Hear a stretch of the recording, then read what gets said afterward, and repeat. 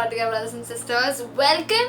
You made it here today. We are here today to reflect upon John chapter 13, verses 1 to 15. That's one of the most famous passages, especially for today, that is, washing of the feet of the disciples. So, I hope you've read the passage once because we'll get a great understanding if we do so of this passage. Before that, let's just take a moment to just silence ourselves, ask the Holy Spirit to be with us. In the name of the Father, and of the Son, and of the Holy Spirit, Amen. Lord Jesus, we thank you for your word. We thank you for this passage that we are reflecting upon, and Lord, we ask you for your Holy Spirit to be upon us, especially as we read it, Lord. Help us to understand your word, help us to apply it in our lives, and help us to give you glory through it. We make this prayer in the name of Jesus Christ our Lord. Amen. In the name of the Father, and of the Son, and of the Holy Spirit. Amen. So this passage is really beautiful. If you've read it, you know why.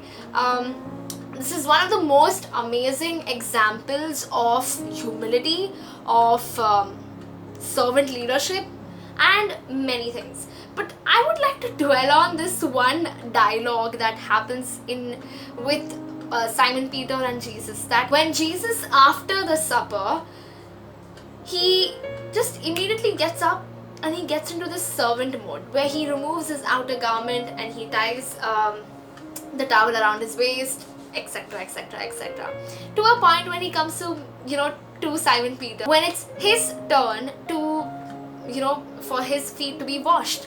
And he asks the question, especially from verse chapter 6 to verses 8. He came to Simon Peter and he said to him, Master, are you going to wash my feet? Jesus answered and said to him, What I am doing, you do not understand now, but you will understand later. Peter said to him, You will never wash my feet. Jesus answered him, Unless I wash you, you will have no inheritance with me. I love this dialogue between them because we all know the story, right? We all know the dialogue ever since we were kids, etc, etc. But as I dwelt upon this today, it reminded me of one of the encounters I had with the Lord a couple of days ago, where I went for Mass, I received the Holy Communion, and I was just busy surrendering everything to God. Like, God, take this, God, take that, da, da, da, da. But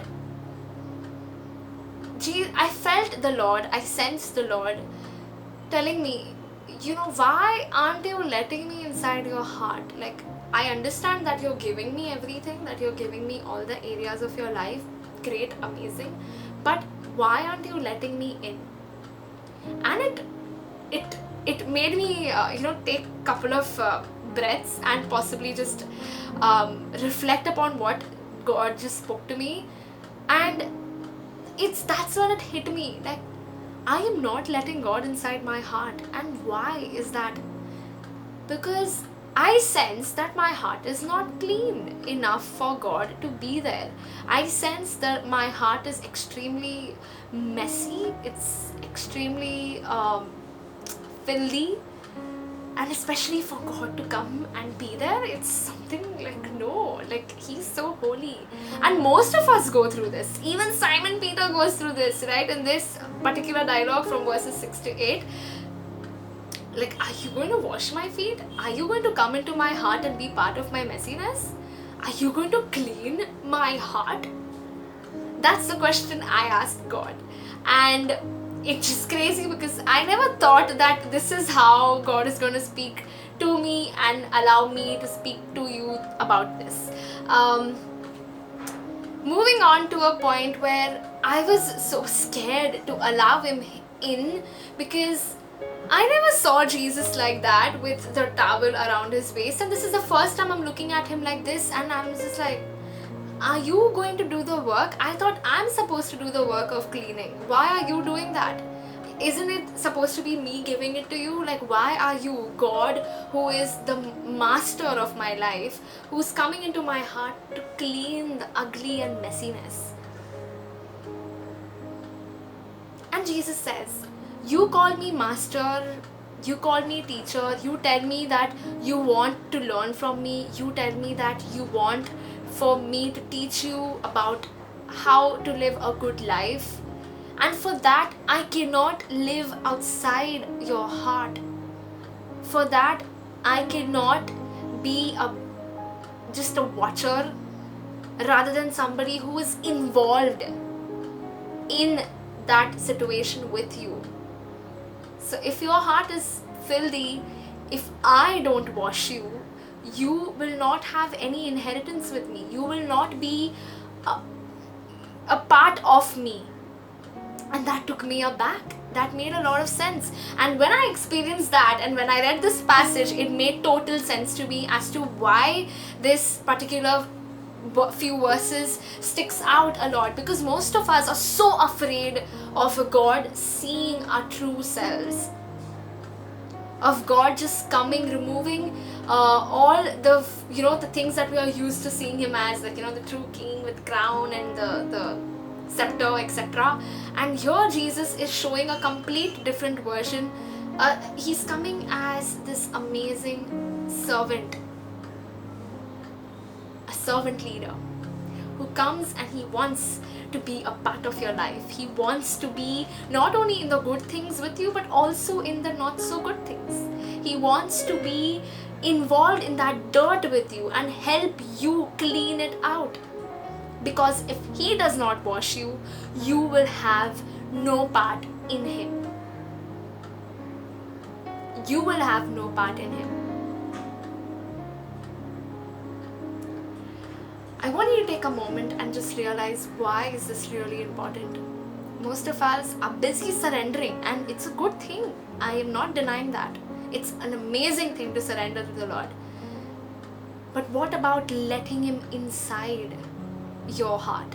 What about allowing Him to work in you, with you, and through you? How about you open your heart and allow Him to see all the ugliness, see the true color, because He knows you. Just as He knew Judas, just as He knew Simon Peter was gonna deny Him, just as He knew all His disciples was gonna leave Him and run away. He knew everybody, and yet He chose to give His all, and He chooses to give His all to us. And He says He needs your consent, brothers and sisters, to wash you clean.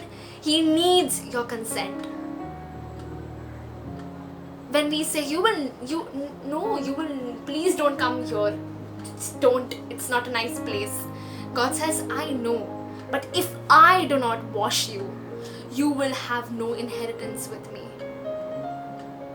No matter how much we try to clean it out, it's never going to be enough.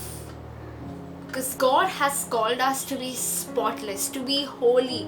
That is our purpose. And if we want to achieve that, we will have to allow God to come into our hearts and to move things around, clean if He wants to, wash it clean if He wants to. And you and I only have to open our heart and our lives to Him. Let's make a prayer together. Can we just close our eyes? Father, we ask You to please send Your Holy Spirit to please help us open our hearts today to Jesus.